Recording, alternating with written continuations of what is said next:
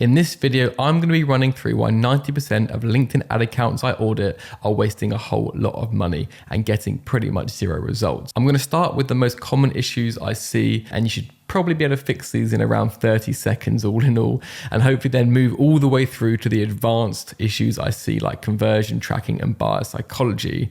But first, for those of you I haven't had the privilege of being on the screen in front of yet, my name's Ben. I'm the founder of Session Media, and we manage millions of pounds in B2B company ad spend. And to say I'm obsessed with LinkedIn ads is probably an understatement. You know, I have LinkedIn socks. I get comments from LinkedIn ads, LinkedIn account on my LinkedIn ads where I talk about LinkedIn ads, and I vibe code LinkedIn ad apps and Chrome extensions in my spare time using the LinkedIn ads API. So now I've illustrated how sad I am, let's get into the first mistake. So let's move on to level 1, which is all around platform mistakes. And this first one is super important, and I've seen more money wasted at this stage than probably any other. And like I mentioned, it's probably going to take you around 30 seconds to fix. You just have to know where to look. And to best illustrate this pain and to really show you some of the key areas you can quickly go and fix in your account, I've created a short Hollywood blockbuster movie, which I'll play for you now. So roll it. Name's Lois. Start right there. Sorry, it's been a while. It's this week. And today I'm the age you were when you left.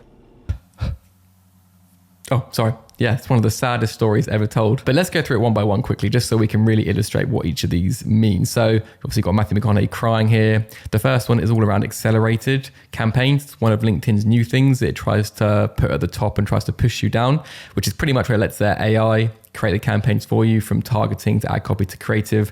At the end of this video, I'm going to link through to a LinkedIn ads full playlist where you can go through 20 plus videos. This is in there as one of them, where we go through and create an AI account and we go through all the reasons why it's not the right choice for you. So go on classic, not beta, the first one, you can probably mistake wise. The next one Matthew McConaughey is crying about is around audience expansion. Now, this is a super common one that we see, and this is automatically ticked. So you have to go and untick it and opt out of it. And what happens when you use audience expansion is it allows them to go expand your audience beyond the firmographics or the list that you've uploaded, and typically expands, you know, how much budget you're wasting as well. So what we want to do is unclick this. We've even seen a most recent one is a client of ours was targeting marketing agencies. They'd uploaded a list, but they also had enable audience expansion ticked. And then I went into the companies list, and you could see companies being targeted like Sky, Microsoft, some of the biggest companies in the world, which are eating up like 20-30% of their budget just between those guys. So when they expand the audience, you kind of put it in LinkedIn hand, and then they'll end up, you know, targeting some of the biggest companies in the world is from what we've seen. So uncheck that. Next one that Matthew McConaughey is not too pleased about was audience network. And audience network, again, is ticked just like the previous option. So you have to untick it. And this is where LinkedIn uses partner sites, like MSN or whatever it may be. It has a whole host of sites where it can go and just show the same ads you're bidding on for the LinkedIn newsfeed in the different placements in the LinkedIn newsfeed, but also go and put it on those partner sites as well. Now, the issue is, the big issue is it doesn't, the CPC is obviously a lot cheaper because it's cheaper placements than LinkedIn, for example. But the big issue is it doesn't break down where they're placing these. It just says LinkedIn audience network placements, and then gives you a breakdown, and you can filter by LinkedIn as well. If you're doing LinkedIn ads, I recommend just doing it on the LinkedIn ad placement.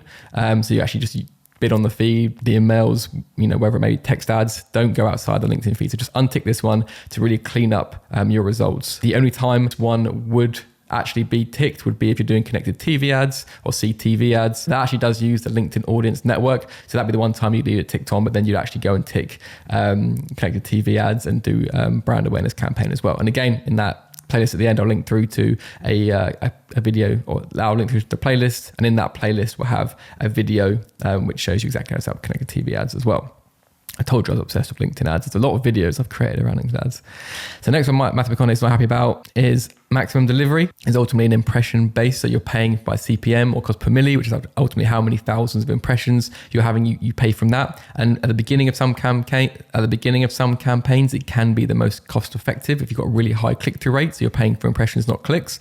But what we found is very quickly that CPCs and the manual bidding against CPCs is the most cost-effective way to be able to manage your bids, as well as to make sure it doesn't really outpace as well for maximum delivery, which again can show a lot of your ads in a really quick period of time, and they choose how much you're going to bid, which again, from a LinkedIn perspective, is going to push it really high. I'll get onto this in a bit more in the next chapter as well, but it's super important is to change from maximum delivery to manual bidding so you can really have control over that and make sure you're not overpaying. And the next one, and the final one that Matthew McConaughey is not happy about is large audience size. Now, LinkedIn typically says you need to have a 50 plus audience size for it to be a good size. We don't believe that at all. Typically we'd actually be under 50,000. Sometimes if we're targeting broader audiences across the US, for example, it'll be, 100, 200. But a lot of the time it's going to be under a lot of time it's going to be under 50,000 because we're going to be doing like verticalized industry specific campaigns, or we'll be doing like ABM lists, whatever it may be. So don't worry about the 50. That 44 million is the whole size of the UK market. So definitely don't target this size. And then the final one, apologies, this is the final one, is just like in Google Ads, it's always better to rotate ads evenly. We found that because if you put optimize for performance, it will just, without even testing the performance, it will automatically just kind of choose one that it likes the most and then just run most of the budget through that one. So just manually do it. You have to manually go in and select rotate ads evenly, which is ironic, I guess, but ultimately do that. And then you can choose after like a month, a week, 2 months, whatever you want to do, just go and choose the one that's working properly. And obviously you can see he's pretty devastated by the whole thing. So am I. But let's get on to level 2, which is all around getting cheaper clicks. So now you've got the platform and the opt-outs under the control, which should have happened pretty quickly. And as you can see, you probably did that whole thing in around 30 seconds to get that all sorted.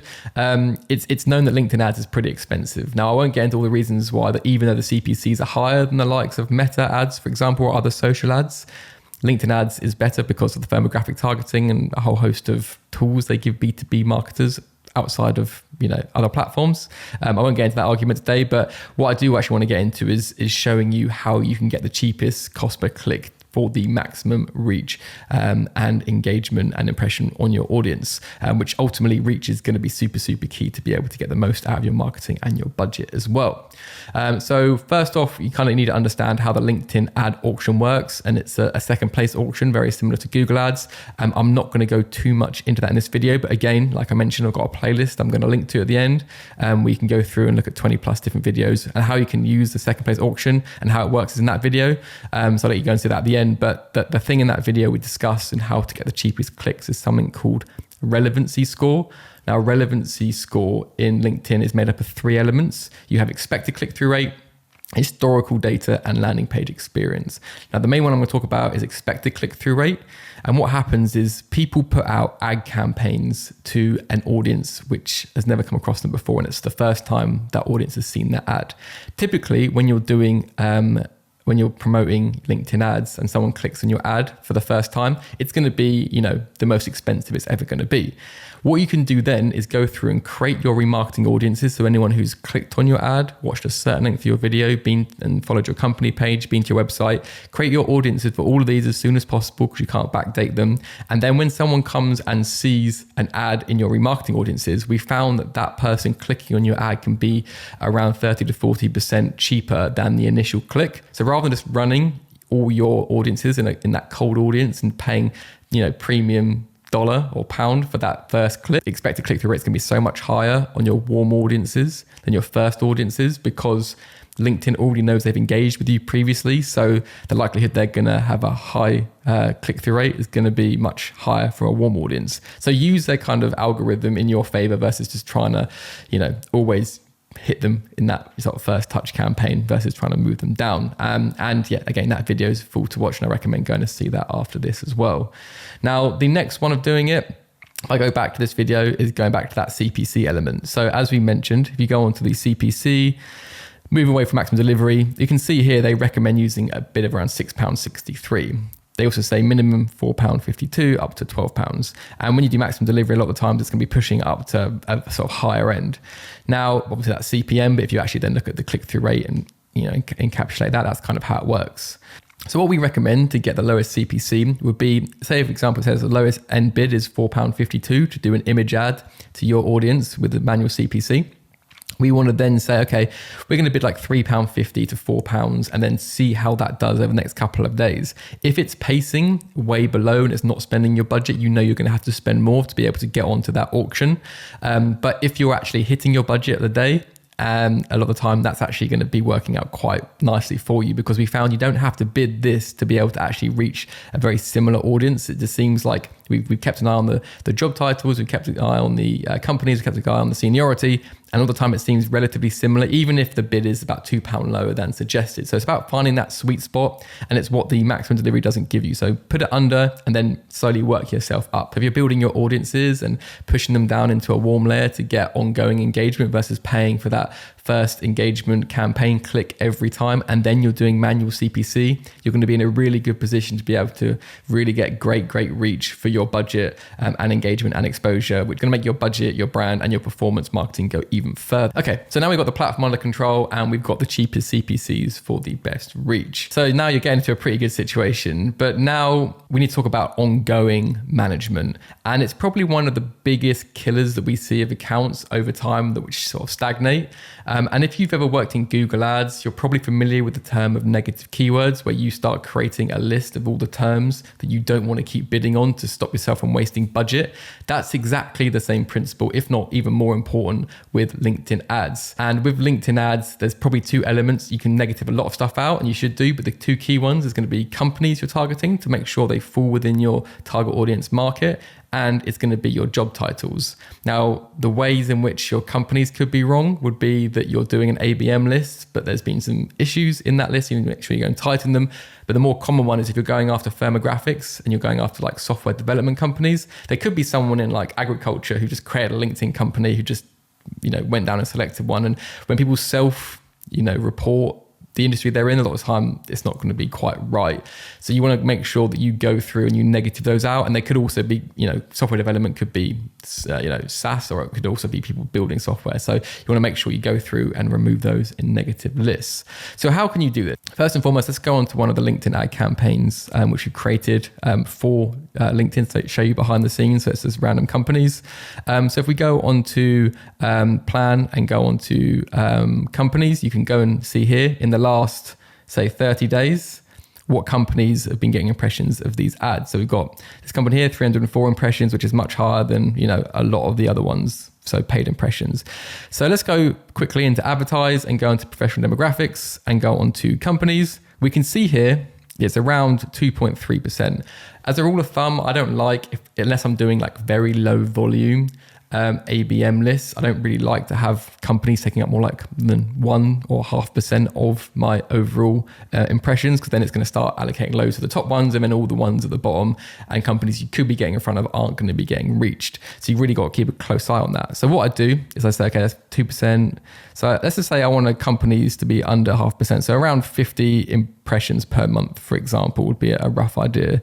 So if I go on to companies, I can go on to paid impressions, and go on to custom, and then go every company with over 50 in the last 30 days. And this then brings up a list of 26 companies that have been served more than that. So then I can go on save company list, and I'd be like dynamic list, make sure it's a dynamic list, which is important, 50 impressions, and a negative. So I'll negative that out, and I'll save that, and I'll save this to all of my campaigns as a negative. So what happens every time a company hits that 51 mark or 50, it will say, remove this company from my list dynamically. It'll then remove it as soon as it's then brought down. So in the 30-day period, it's then brought back down to 49, 40, 30, whatever it is. It will then be re-added to the list within that propagating time. Added that list as soon as it hits that 50, it'll be removed again. So it's a really good way of making sure you're not just completely removing these companies, not having to create new lists to target the large companies, but really just keeping a lid and a hand on how many impressions that you are getting in front of them. If it is a massively large company and it needs a lot of impressions, then that's when you bring it out to like an enterprise targeting campaign group or a larger campaign group. So really easy way of doing it there. The other way of doing it would be job titles. So for example, with job titles, let's go back to advertise and go on to professional demographics and go on to job titles.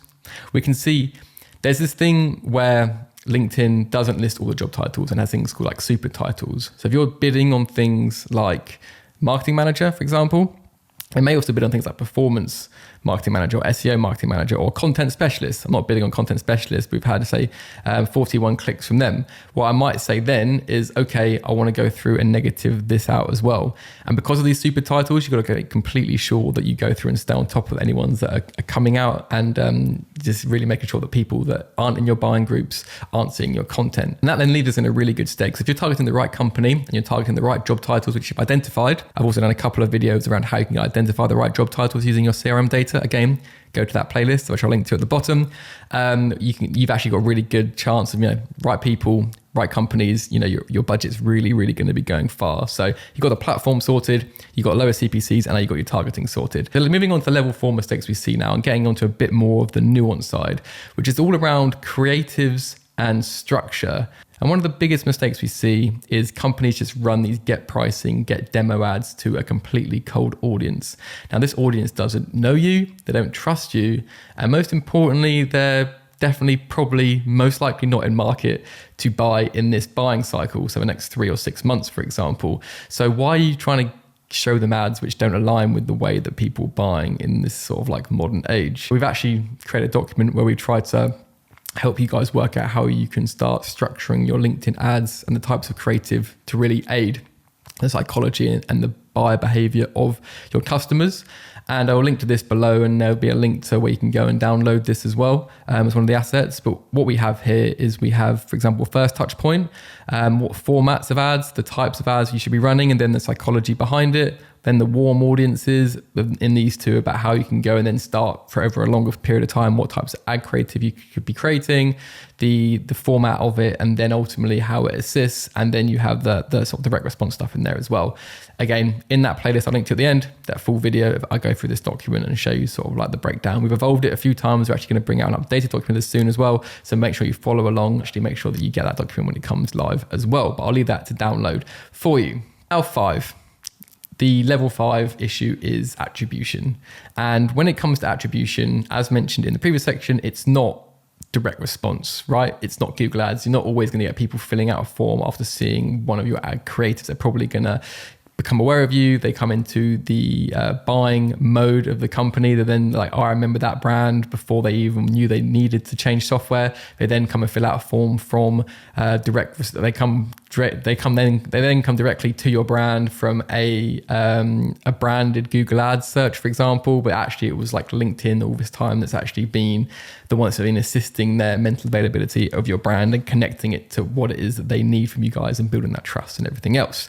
So there's 3 different types of tracking. You have that you need to set up. You need to get your insight tag sorted, which will be your third-party tracking, otherwise known as cookies. You have your offline tracking or your first-party tracking, which can be done from your conversion API.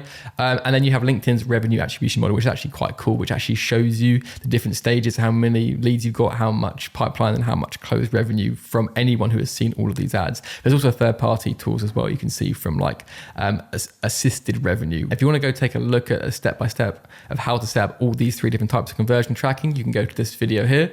And if you really want to go to that playlist, which I've mentioned about 54 times, which has 20 plus videos around LinkedIn ads, which is pretty much a free course, which we're not charging anyone for, you can go click here. But either one is up to you. Which one you click on is up to you. I can wait here all day. While you're waiting, you want to hit subscribe, that's fine by me too.